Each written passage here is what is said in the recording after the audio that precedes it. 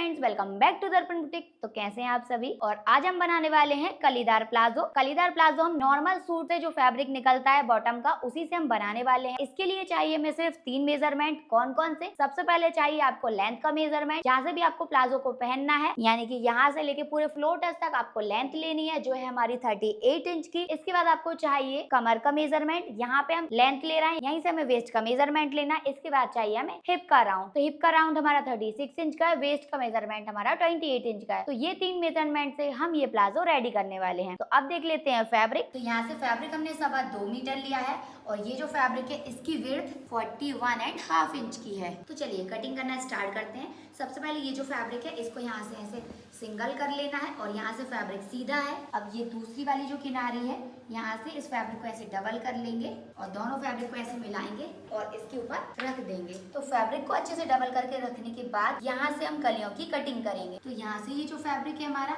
इसकी विड्थ कितनी है? 41.5 इंच, यानी कि राउंड फिगर में अगर 42 भी मान लेंगे तो भी चल जाएगा। तो ये हो जाएगा हमारा 42 इंच। इसको हम डिवाइड करेंगे 8 इंच से, क्योंकि नीचे की कली की विड्थ हम 8 इंच रखने वाले हैं। तो कितना हो जाएगा हमारा? 5.25 इंच, यानी कि राउंड फिगर में हमारी 6 कलियां इसमें से निकल जाएंगी।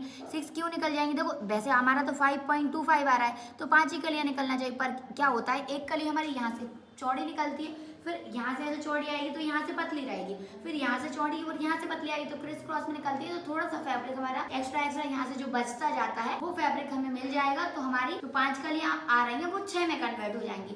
तो इसलिए हमारी कितनी कलियां निकलने वाली है? टोटल 6 कलियां। तो एक पैर के लिए 6 कलियां ऊपर वाले पार्ट में से, और नीचे वाला पार्ट है उसमें से 6 कलियां। तो दोनों पैरों में हमारी कितनी कलियां हो जाएंगी? टोटल 12 कलियां, 6 इसकी और 6 इसकी। तो अभी हमें 12 कलियां हमारे प्लाजो में टोटल निकलने वाली हैं। तो ये हमारा मेजरमेंट है। कली हमारी कुछ इस टाइप से आने वाली है। यहाँ नीचे साइड की कली की विड्थ हमने 8 इंच डिसाइड की है। अब यहाँ ऊपर साइड की कली की विड्थ हमें कितनी लेना है वो डिसाइड करना है। तो हमारी टोटल कलियां कितनी निकल रही हैं? तो हमारी टोटल 12 कलियां निकल रही हैं। अब हमें देखना है कि हमारी कमर का साइज कितना है। तो कमर का साइज हमारा 28 इंच का है। 28 हमारा कमर का साइज हो गया, प्लस हम इसमें इसका हाफ मार्जिन ऐड करेंगे तो कितना हो जाएगा? 14 इंच। तो अब इसको हम टोटल करेंगे तो टोटल हमारा 42 इंच हो जाएगा इन दोनों को प्लस करने पे।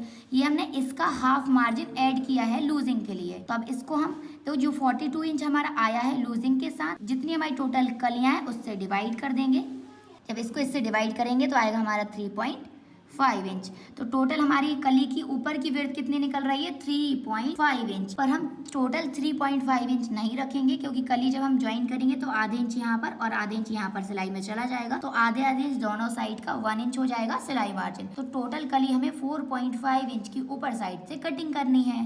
तो अभी हमने पेपर ले लिया है, इसके ऊपर हम कली ड्रॉ करने वाले हैं, ताकि आपको अच्छे से क्लियर समझ में आ जाए कि कली आपको किस तरह से कटिंग करना है। आप डायरेक्टली फैब्रिक के ऊपर भी कटिंग कर सकते हैं, जैसे मैं आपको एक्सप्लेन कर रही हूँ। तो सबसे पहले आपको यहाँ पर 1 इंच इंची टेप को ऊपर साइड छोड़ देना है।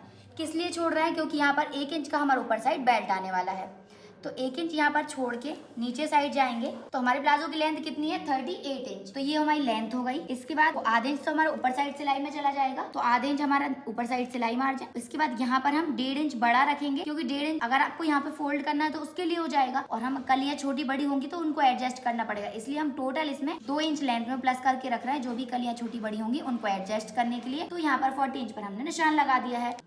तो यहीं से एक स्ट्रेट लाइन ड्रॉ कर देंगे। अब यहाँ पर नीचे साइड कली की विड्थ हमें कितनी रखनी है? 8 इंच। तो यहाँ पर हम 8 इंच पे निशान लगा देंगे। इसके बाद यहीं से हम मेजर टैप को फोल्ड करके इसका सेंटर निकाल देंगे। तो ये आ गया हमारा इसका सेंटर। अब यही प्रोसेस हमें ऊपर साइड भी करनी है। तो यहाँ पे कली की विड्थ हमें 8 इंच रखनी है, इसका सेंटर निकाल देंगे। अब यहाँ से लेके वहां तक पूरा स्ट्रेट लाइन ड्रॉ करेंगे, और जो हमने सेंटर का निशान लगाया वहां से भी हमें सीधी लाइन ड्रॉ कर देनी है। अभी हमने कली की नीचे साइड की विड्थ का निशान लगा दिया है। अब हमें लगाना है ऊपर साइड वाली विड्थ का निशान। तो वो हमें कितनी रखनी है? 4.5 इंच। आप सभी की अलग अलग निकलेगी, वो आप अपने फॉर्मूले के अकॉर्डिंग निकाल लेना। तो अभी हमारी कितनी निकल रही है? 4.5 इंच। तो 4.5 यानी 4.5 इंच हमारा इंची टेप में यहाँ पर आएगा। इसको यहाँ सेंटर से इस तरह से फोल्ड कर देंगे। तो सेंटर से फोल्ड करेंगे तो कहाँ पर आ रहा है? 2.25 यानी 2.25 इंच। तो ये जो सेंटर वाला निशान है ना, यहाँ से 2.25 इंच पे इंची टेप को रखना है और यहाँ पे निशान लगा देना है, और 2.25 इंच निशान हमें इस साइड लगा देना है। तो आप इन दोनों निशान के बीच में देखेंगे तो कितना आ रहा है हमारा? 4.5 इंच, यानी कि 4.5 इंच। तो इतनी ही हमें कली की विड्थ लेना है। तो यहाँ से कली की ऊपर साइड की चौड़ाई लगा दी और यहाँ से नीचे साइड की। अब हमें यहाँ से इसको इस तरह से क्रॉस में लेना है और पूरे नीचे तक निशान लगाना है। इसी तरह से हमें इस साइड भी लगाना है निशान। तो ये हमारी कली का शेप ड्रॉ हो गया है। ये वाला निशान नहीं रहेगा। अब ये जो शेप आया है ना कली का, ये हमें इसको कट करना है।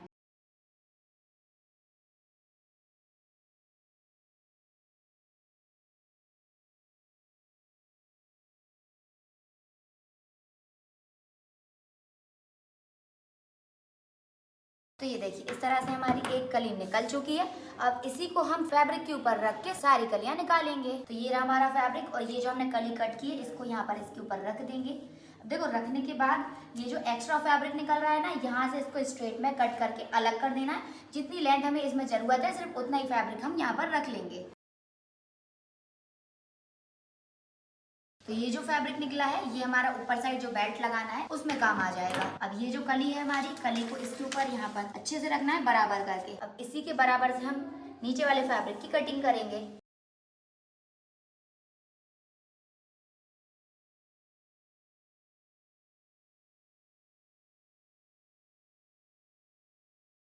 अब ये जो कली निकाली है इसको ऐसे लेना है, घुमाना है और घुमा के यहाँ पर इस तरह से रख लेना है। तो ये एक जो कली है इसको तो अभी साइड में कर देना है। इस वाली कली की कटिंग करना है।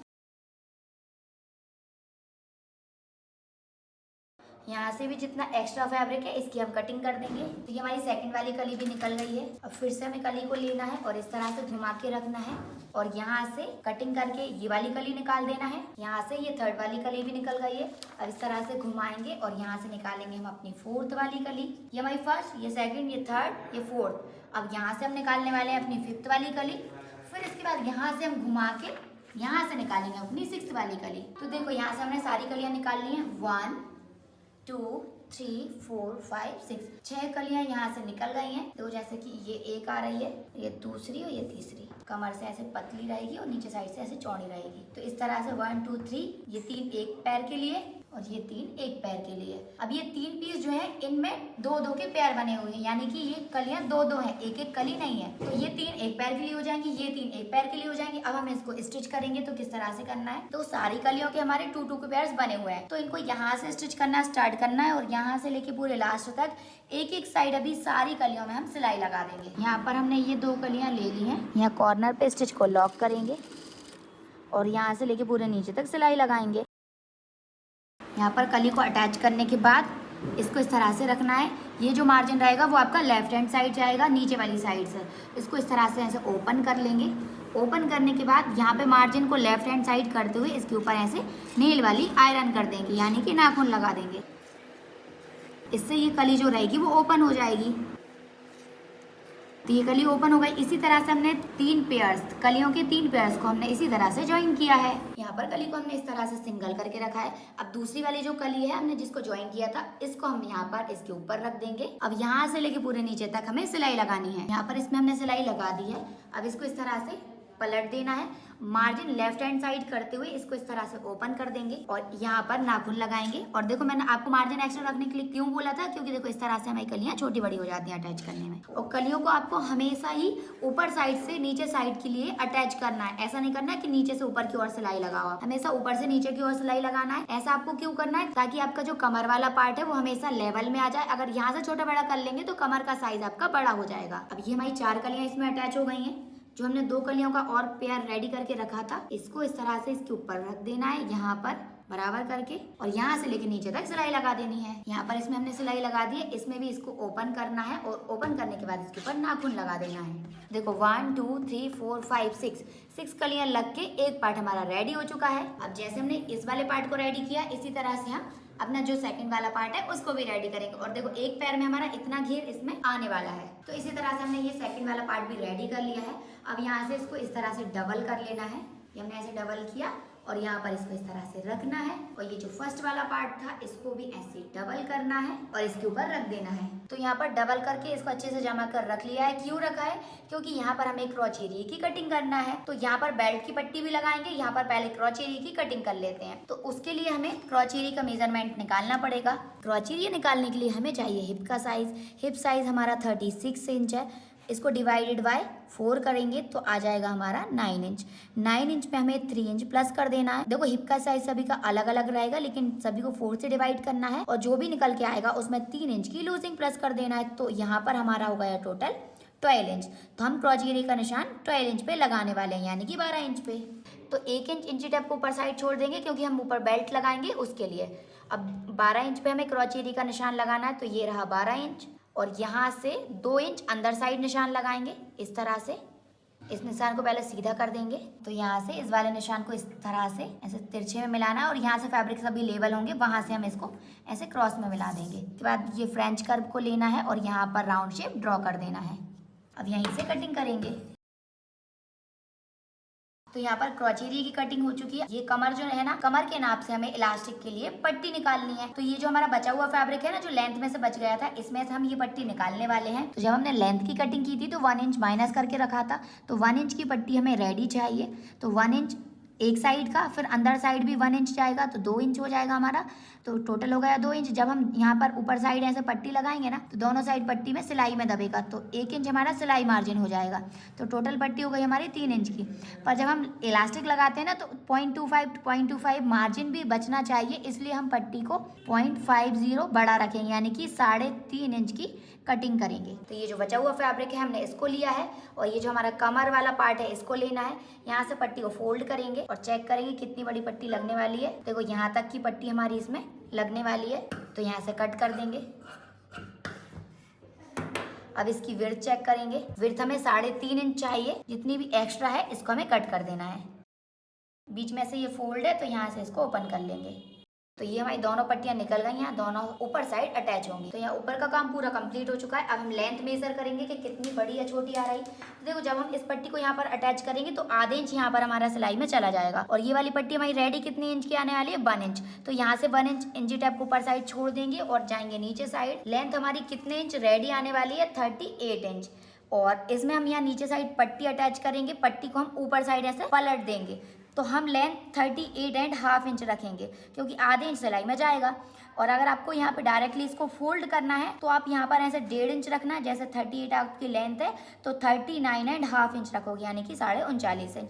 पर अभी हम यहाँ पर पट्टी पलटने वाले हैं, इसलिए हम लेंथ आधे इंच ही बस प्लस करके रख लेंगे। तो यहाँ से जितना भी मार्जिन एक्स्ट्रा है वो हम कटिंग करेंगे।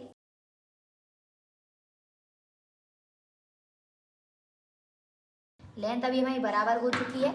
अब हम कौन सी पट्टी इसमें लगाने वाले हैं, ये है हमारी कुर्ती का फैब्रिक, इसकी हम पट्टी लगाएंगे।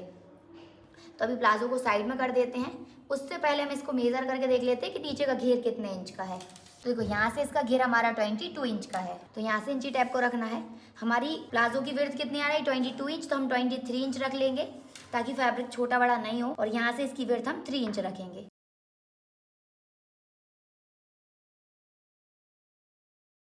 तो ये हमारी एक पट्टी निकल गई है। अब ये वाला जो फैब्रिक है ना, ये यहाँ से कम है, तो इसको यहाँ से कटिंग करके पहले सीधा कर देंगे। अब यहाँ से इसको ओपन कर लेना है।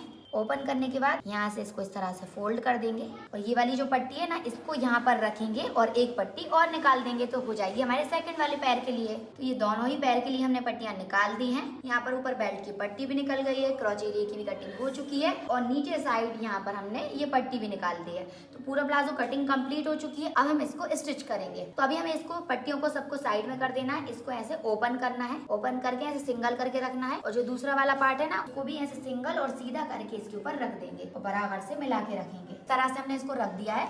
अब यहाँ एक किसी भी साइड मेजर टेप को रखना है और 1.5 इंच पे निशान लगा देना है।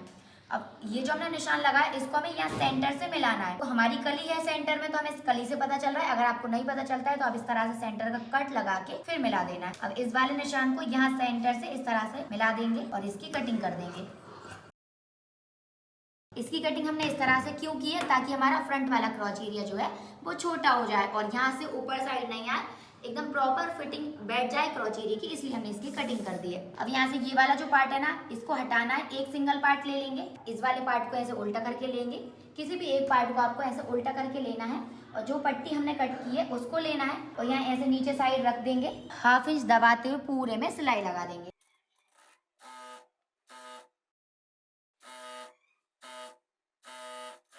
यहाँ पर पट्टी को हमने अटैच कर दिया है। इस पट्टी को इस तरह से लेना है, ऐसे पलट के इसको सीधा कर देना है और सीधा करने के बाद इस पट्टी को ऐसे ऊपर साइड लेकर आएंगे और यहाँ पर पॉइंट की सिलाई लगाकर इसको अटैच करेंगे। ये पट्टी हमारी ऊपर साइड अटैच हो गई, पॉइंट की सिलाई हमने लगा दी है। अब इसको हमें इस तरह से ऐसे रखना है और जितना भी ओवर फैब्रिक ऐसे निकल रहा है ना, उसमें हम ऐसे छोटी सी प्लेट बना देंगे। तो इसको ऐसे पलट देना है, पलटने के बाद यहाँ पर हम प्लेट बनाएंगे।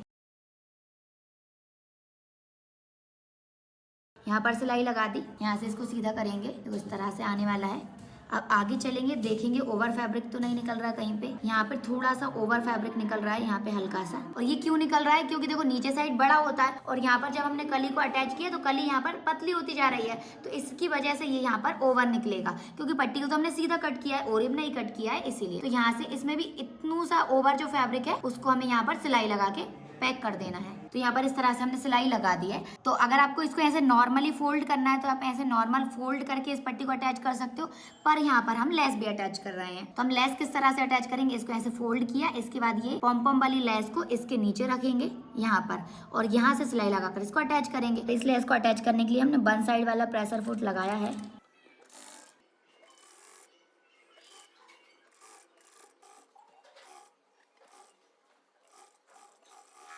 तो इस तरह से हमने पूरे घेर में लेस अटैच कर दिए है और बॉर्डर भी अटैच कर दिए। तो इस तरह से एक पार्ट रेडी हो गया है। इसी तरह से हमने ये सेकंड वाले पार्ट को भी रेडी कर लिया है। यहाँ पर अब इसको सीधा करके रखेंगे। ये जो हमने कमर के लिए पट्टी कट की थी, इसमें से एक पट्टी को लेना है और यहाँ पर इसके ऊपर रख देंगे और यहाँ से लेके यहाँ तक सिलाई लगाकर इसको अटैच करेंगे। तो यहाँ पर ये पट्टी को हमने अटैच कर दिया है। अब इसको इस साइड पलट देना है और यहाँ पर नाखून लगा देंगे। अब नाखून लगाने के बाद जिस तरह से हमने इसको रेडी किया, इसी तरह से हमने ये सेकंड वाले पार्ट में भी पट्टी को अटैच कर दिया है। यहाँ से इसको ऐसे सीधा करके रख लेंगे। अब ये जो पहले हमने पार्ट रेडी किया था उसको लेना है और उसको हम इस तरह से लेंगे सीधा करके और इसके ऊपर रख देंगे इस तरह से मिला के। अब हम यहाँ से लेके यहाँ तक क्रॉच एरिया में सिलाई लगा देंगे।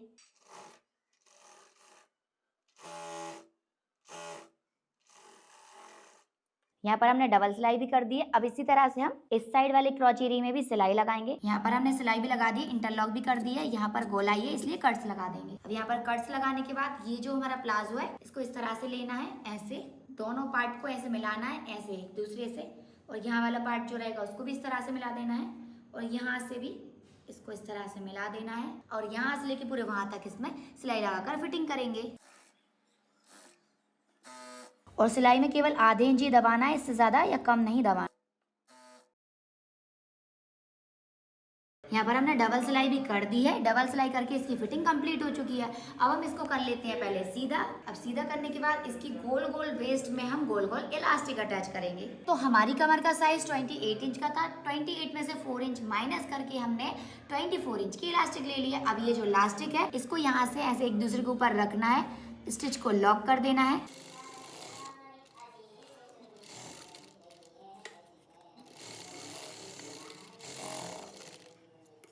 ये जो गोल गोल इलास्टिक है इस गोल गोल वाले पार्ट में हमें इसको अटैच करना है। तो यहाँ पर इस तरह से रखेंगे, ऐसे रखना है, ऐसे फोल्ड करना है और आधे इंच मार्जिन इसमें से अंदर करते जाना है और यहाँ पर सिलाई लगाते जाना है।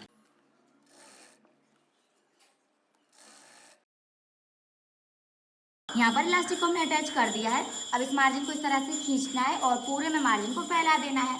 और अब ये जो इलास्टिक है इसके ऊपर हमें यहाँ पर सिलाई लगानी है। एक सिलाई हम यहाँ पर लगाएंगे और एक सिलाई हम यहाँ पर लगाएंगे। पीछे साइड से ऐसे खींचना है और आगे साइड से इस तरह से खींचते जाना है और यहाँ पर सिलाई लगानी है। इस तरह से दोनों हाथ से खींचते जाएंगे और इस तरह से सिलाई लगाते जाएंगे। अब यहीं से बगल में शिफ्ट हो जाएंगे और यहाँ पर एक सिलाई और लगाएंगे।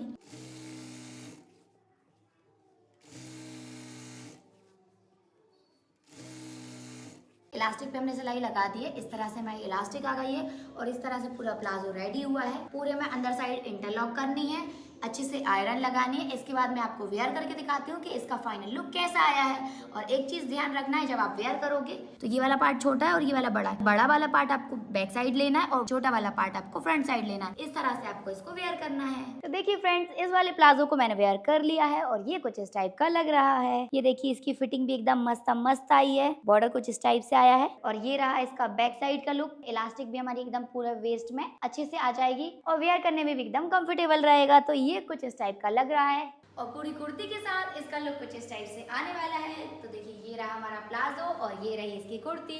और कुर्ती के अंदर भी जो लेस और बॉर्डर अटैच है वो मैंने अलग से अटैच की है और स्लीव्स में भी मैंने अलग से अटैच की है। और इसके साथ मैंने बनाई है पफ वाली स्लीव। नेक जो बनाए हैं वो मैंने बॉट नेक बनाए हैं।